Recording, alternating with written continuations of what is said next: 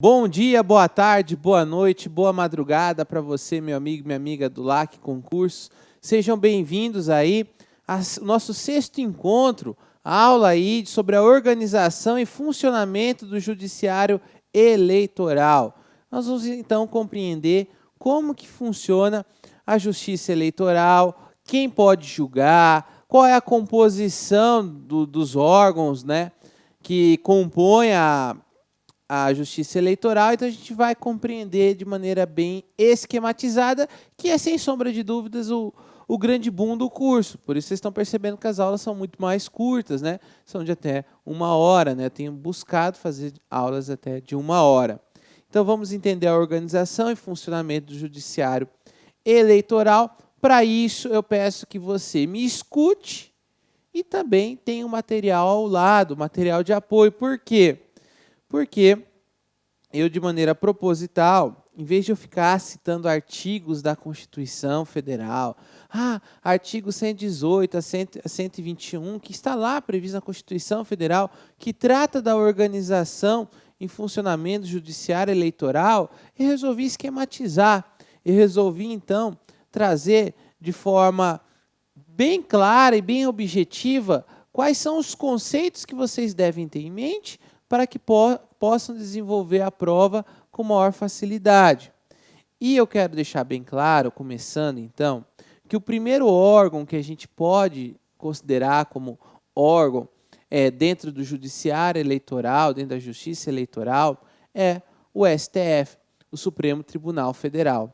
Mas, professor, o Supremo Tribunal Federal faz parte da Justiça Eleitoral? Não é que faz parte da Justiça Eleitoral. O Supremo Tribunal Federal, ele é o Supremo. Por que Supremo? Ele vai decidir as questões de última instância. Então, de certa forma, não importa da onde que venha a questão, a demanda, se é da Justiça Federal, da Justiça Eleitoral, da Justiça Estadual, sempre quem vai dar a última palavra, dependendo da matéria, é o Supremo Tribunal Federal. E na Justiça Federal não vai ser diferente isso. Na Justiça Eleitoral não vai ser diferente. Na Justiça Eleitoral, apesar da composição que nós vamos ver, nós vamos estudar hoje, quem vai dar a última palavra é o Supremo Tribunal Federal. Você fala, nossa, professor, então, por mais que o Tribunal Superior Eleitoral decida, pode ocorrer, então, que o Supremo vai sobrepor a decisão do Tribunal Superior Eleitoral? Com certeza. Ele vai dar aí a última palavra, obviamente, desde que respeitado os requisitos trazidos na própria Constituição Federal. Não é em qualquer situação, não é em qualquer caso, mas de acordo com a Constituição. E aqui eu quero deixar bem claro que a composição, né? Quem são os julgadores, né? Os julgadores do Supremo Tribunal Federal são 11 ministros, que são escolhidos pelo presidente da República. Obviamente, né, tem que ter a ratificação do Senado Federal. Estamos recebendo até críticas, porque o governo vem recebendo críticas, esse sistema vem recebendo críticas, porque devido à reeleição, né, a indicação ela é puramente política, né? Por que política? Porque não tem um concurso público. Não existe uma prova a ser realizada para você se tornar um ministro. Não existe aí preenchimento de requisitos puramente objetivos para que você possa se tornar um ministro. Sim, você tem que preencher certos requisitos, mas você tem que ter aí a famosa indicação.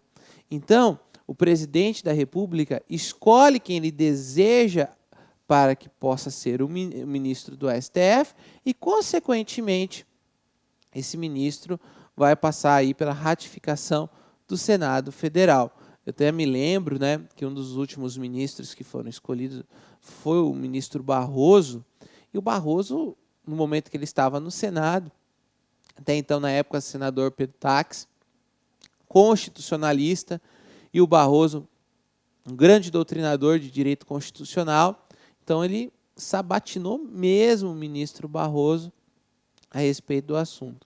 É interessante que muitas pessoas falam, Professor, para você ser ministro do STF, você tem que ser necessariamente um juiz, você necessariamente tem que integrar o poder judiciário, né? Ah, quem for juiz, a tendência é o quê? Não, ele vai ser com certeza ministro do STF. Às vezes eu encontro aluno no primeiro dia de aula da faculdade, né, primeiro semestre, eu pergunto para ele, o que você quer ser? Ele fala assim, ministro do STF. Ele não quer nem ser juiz, ele já quer ser um ministro, né? Tem como? Não necessariamente você não precisa compor, você tem que ter um conhecimento, saber notório, né? Um conhecimento jurídico a respeito disso, não precisa nem ser formado em direito, em que pese você tem que ter um conhecimento jurídico notório, né? A Constituição não fala que você tem que ser formado em direito, mas é meio que está relacionado com isso. Já tivemos ministros do STF que ele não era advogado, não era formado, mas tinha um grande conhecimento jurídico. Já tivemos na composição, salvo engano, um médico. Mas ele tinha um conhecimento jurídico sobre o assunto.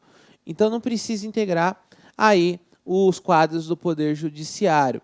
Ah, professor, dê um exemplo. O ministro Toffoli. O ministro Toffoli era advogado. Então, consequentemente, ele foi indicado e hoje ele é ministro do STF.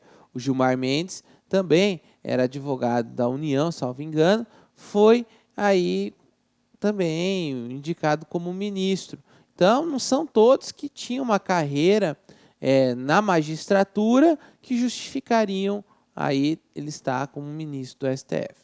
Bem, o que o STF vai julgar dentro da matéria de direito eleitoral?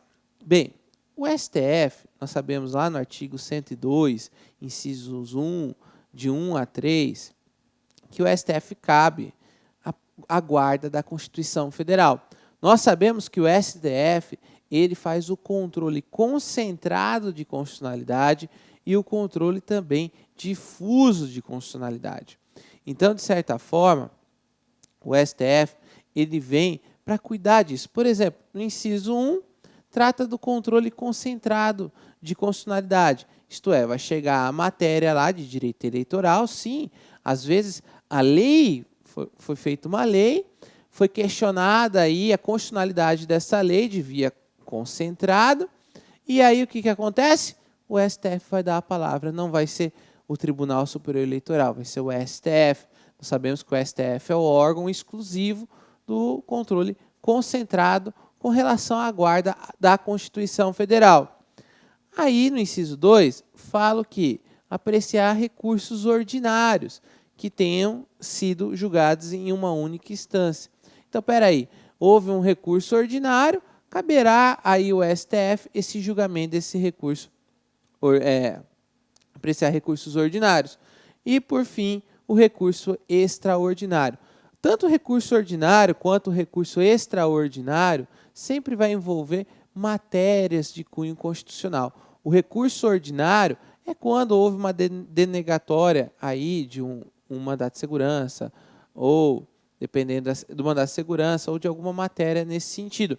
Agora, o extraordinário é quando você está questionando matéria de cunho constitucional. O STF ele nunca vai analisar, por exemplo, que a parte A tem razão e a B não tem razão por circunstâncias do caso concreto. Não, o STF vai analisar se a lei está sendo devidamente aplicada e se a lei está tendo a interpretação constitucional correta. Então, existe uma espécie de filtragem, não chega qualquer matéria ao STF.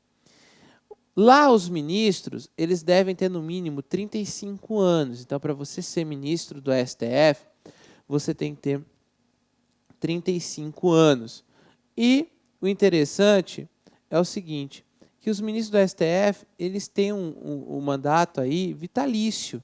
Ele tem, até os 70 anos, ele pode estar perante aí, exercendo a função de ministro do STF. Interessante que as decisões do STF, decidido no STF, você não vai recorrer mais para ninguém. O STF é o último órgão, né? Então não tem como mais você recorrer. Então, se chegou até lá, infelizmente, existe, lógico, uma certa crítica, por exemplo, com relação à competência originária do STF. Por exemplo, nós tivemos o julgamento do mensalão, onde o STF tinha competência originária para julgar aí a respeito dos crimes do mensalão. E aí houve o questionamento, poxa, mas fui condenado pelo STF, vou ter que recorrer para o próprio STF? E alguns réus, né, do mensalão queriam recorrer à corte americana, eles queriam fazer um barulho, enfim. Nessa situação, você tem um próprio recurso dentro do STF para reapreciar a decisão. Mas o STF ele que vai reapreciar, tanto que, através de manobras jurídicas, né, no caso do mensalão, eu deixo aqui uma crítica bem pessoal minha, um esquema de mensalão, eu acredito que, e foi comprovado que existiu o mensalão, não tem como você fazer um esquema desse sem você ter uma organização por trás disso, sem que haja uma espécie de acordo entre todos. Então, na época, quando existia o crime de formação de quadrilha, que hoje é associação criminosa, mas na época da formação de quadrilha, era nítido que havia uma formação de quadrilha porque era uma coisa ligada à própria prática do mensalão. E através de embargos e outros tipos de manobras judiciais, desclassificaram, retiraram o crime de formação de quadrilha. O que isso significa, professor? Significa que hoje o Genuíno está livre, significa que o José Dirceu já foi mais rápido para a casa dele, porque eles não pegaram penas tão altas, porque se tivessem sido condenados pela formação de quadrilha, as penas seriam muito mais altas e, consequentemente, eles ficariam mais tempo na cadeia. Então, foram manobras judiciais dos advogados que os ministros, até então, o ministro recém-chegado lá no STF, o Barroso, né, ele foi indicado pela presidente Dilma, ele foi para o STF, recém-chegado, e através dos votos dele, foi se modificando todo o entendimento que o Joaquim Barbosa havia construído durante o julgamento. E aí o Joaquim Barbosa ficou decepcionado e, por diversas vezes, a TV mostrou ele indignado através da atuação, né, dos seus colegas. Mas isso é uma questão pessoal, tá, gente? Mas é histórica também. É que não é dizer, partido A, partido B é melhor. Não, estou dizendo um fato histórico que ocorreu. Nós temos, então, o segundo órgão mais importante da Justiça Eleitoral é o Tribunal Superior Eleitoral. O Tribunal Superior Eleitoral, ele, de certa forma, por que ele é importante? Porque, sem sombra de dúvidas, ele é o órgão específico, o órgão criado especificamente para cuidar de matéria eleitoral. Interessante que o artigo 119, esse artigo 119 da Constituição Federal, ele não cai em concurso, ele chove nas provas de concurso público. Você que está estudando para as provas de tribunais eleitorais, você tem a certeza, esse artigo 119 você tem que estar no seu coração. Por quê? Porque o artigo 119 trata da composição do quê? Da composição do Tribunal Superior Eleitoral. Quem faz parte, quem é, então, as pessoas que participam da composição do Tribunal Superior Eleitoral. Tenham em mente que são 7 integrantes. 7 integrantes. Número ímpar. Lembre-se, número ímpar, por quê? Porque não pode ser par, senão na hora de votar, dá um empate, fica difícil, né? Então, número ímpar, lembre-se sempre disso. São 7 integrantes. 3 do STF, sendo que 2 vão ocupar a presidência e a vice-presidência. Então, sendo 3 ministros do STF, sendo que 2 vão ocupar a presidência e a vice-presidência. Atualmente, hoje, o presidente é o ministro Toffoli, né? É ele o presidente do Tribunal Superior Eleitoral.